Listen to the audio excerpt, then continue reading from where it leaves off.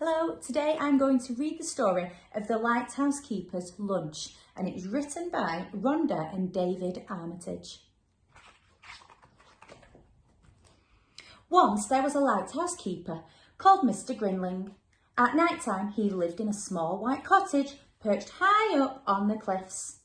In the daytime he rowed out to his lighthouse on the rocks to clean and polish the light. Mr. Grinling was a most industrious lighthouse keeper. Come rain or shine, he tended to his light.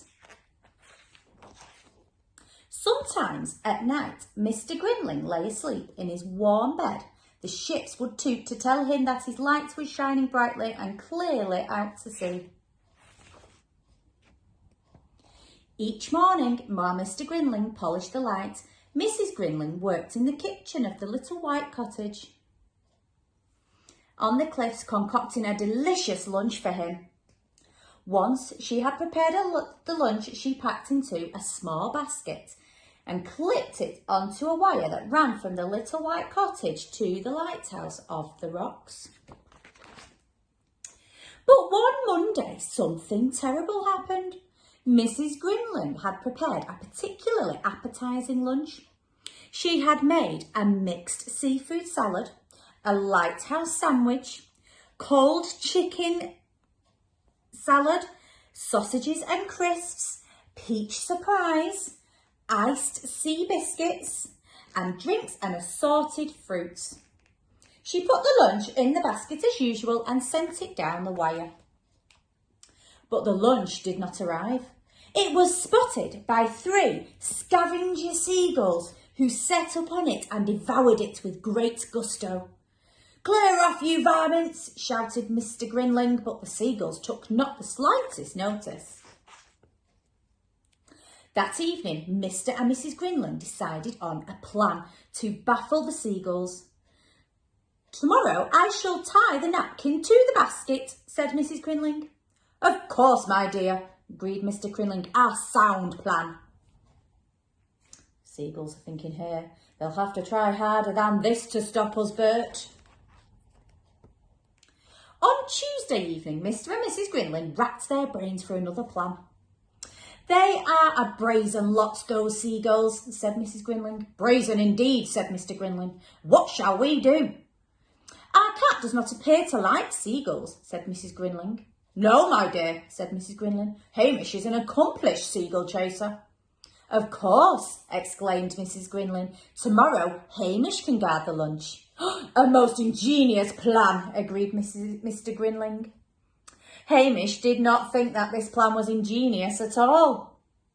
He spat and hissed at Mrs. Grinling as she secured him to the basket. There, Hamish," said Mrs. Grinling consolingly. "I'll have a tasty piece of herring waiting for you when you come home." Sadly, flying did not agree with Hamish. His fur stood on end when the basket swayed, his whiskers drooped when he peered down at the wet blue sea, and he felt much too sick even to notice the seagulls, let alone scare them away for lunch. "Pretty kitty, like a piece of lobster, woman, morning. This food gets better every day. Aren't you going to chase us, kitty?" He's a little bit scared. "Lackaday, lackaday," said Mr. Grinling sadly. "Meow," agreed Hamish pitifully. On Wednesday evening, Mr. and Mrs. Grinling racked their brains again for a new plan. "What shall we do?" said Mr. Grinling. Mrs. Grinling looked thoughtfully. "I have it," she explained. "Just the mixture for hungry seagulls." "Indeed, my dear," said Mr. Grinling. "What have you in mind?" "Wait and see," said Mrs. Grinling. "Just wait and see." "Mustard sandwiches," chuckled Mr. Grinling. "A truly superb plan, my dear. Truly superb. On Thursday morning, Mrs. Grinling carefully packed the mustard sandwiches and sent them off down the wire to the expectant seagulls. "Yuck! Ugh! On Friday, Mrs. Grinling repeated the same mustard mixture. "All right, boys, let's go and have lunch somewhere else." It's the same as yesterday's lunch, Fred. So on Saturday, up in the little white cottage on the cliffs, a jubilant Mrs. Grinling put away the mustard pots before she prepared a scrumptious lunch for Mr. Grinling. While he waited for his lunch down in the lighthouse on the rocks, Mr. Grinling sang snatches of old sea shanties as he surveyed the coastline through the telescope. And this is what he saw.